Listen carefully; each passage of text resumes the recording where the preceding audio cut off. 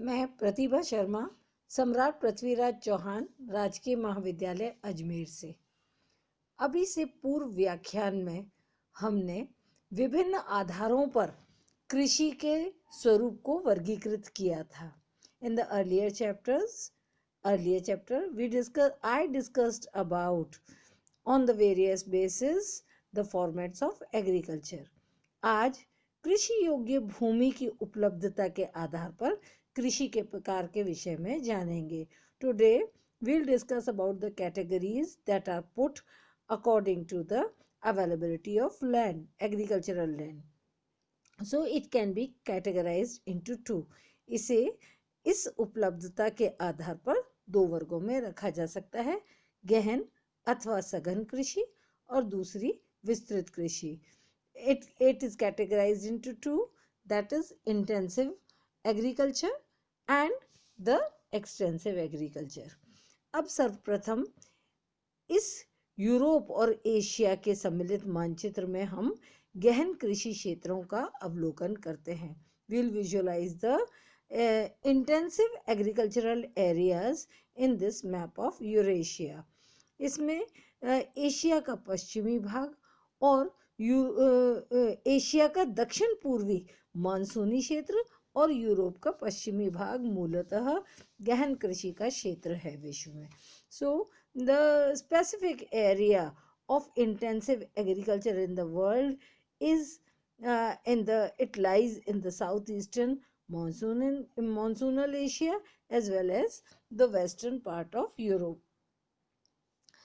अब भूमि उपलब्धता पर आधारित कृषि के लक्षणों के विषय में जानेंगे. सर्वप्रथम गहन अथवा सघन कृषि. We'll talk about the peculiarities of intensive agriculture. सघन जनसंख्या क्षेत्रों में, जिसमें विशेषकर मानसून एशिया तथा पश्चिमी यूरोप में गहन कृषि का स्वरूप देखने को मिलता है. As we have already seen in the earlier map that this type of agriculture persists in monsoon Asia and the western part of Europe. यहाँ जनसंख्या की अपेक्षा कृषि भूमि कम है. यदि देखा जाए तो विश्व के जितने भी अधिक जनसंख्या के नदी सिंचित क्षेत्र हैं वहाँ पर यह कृषि का स्वरूप देखने को मिलता है, क्योंकि जीवन की अनुकूल दशाओं के कारण यह जनसंख्या का दबाव बहुत ज़्यादा होता है, अधिक जनसंख्या होती है और कृषि भूमि अपेक्षाकृत कम होती है. If we visualize the plain regions drained by a number of rivers over the world, they are inhabited by dense population because of all the optimum conditions for human settlement, and so the agricultural format in these areas is of intensive type. कृषि में खाद्यान्नों की उपज की प्रधानता होती है. In the intensive agricultural land pieces, chiefly the food crops are grown, and they are grown basically so as to suffice the food needs of the people. मनुष्य के भोजन आपूर्ति हेतु ही खाद्यान्न उपज यहाँ पर मूलतः देखने को मिलती है. भूमि उर्वरता हेतु फसल चक्रण या शस्यावर्तन किया जाता है. So as to retain the fertility of the soil, crop rotation practice is carried out in these agricultural lands. This means in a part of year such crops are grown that exhaust the fertility of the soil, whereas in other part of the year those crops are grown that provide fertility to the soil.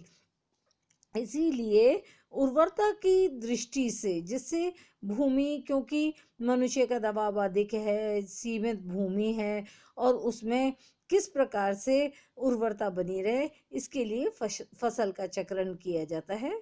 कुछ फसलें उपजाई जाती हैं वर्ष के एक भाग में जो कि जो मृदा के उर्वरता का उपभोग करती हैं, उसकी खपत करती हैं, और वर्ष के अन्य भाग में ऐसी फसलें जैसे कि कंदमूल हैं, दलहन हैं, जो कि उर्वरता प्रदान करती हैं मृदा को, उनका रोपण किया जाता है।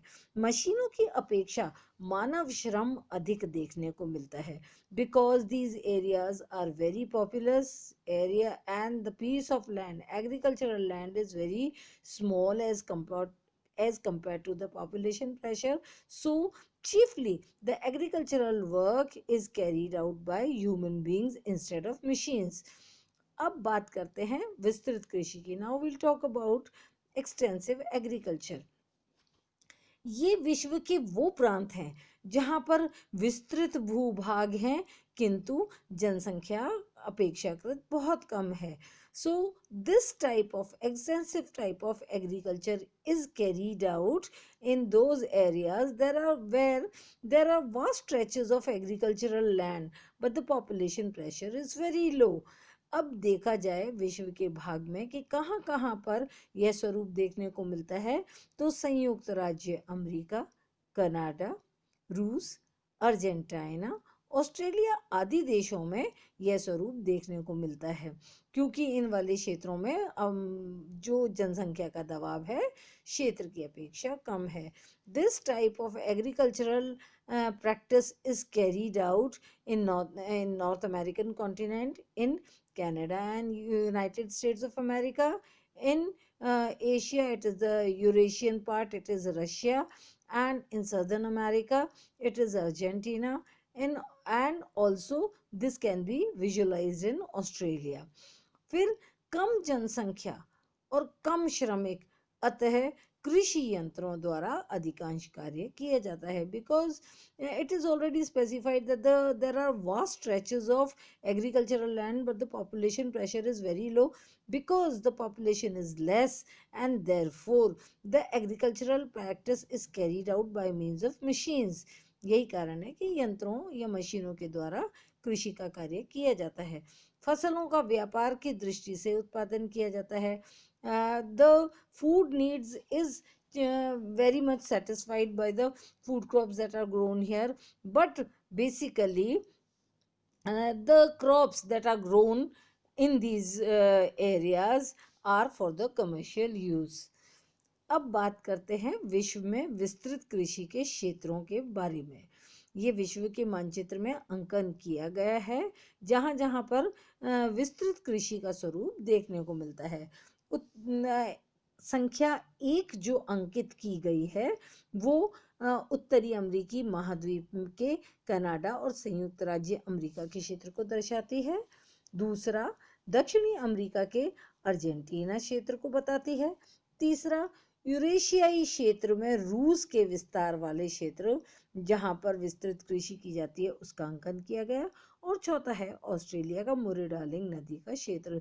तो in this world map the areas of extensive agriculture are exhibited in the northern American continent.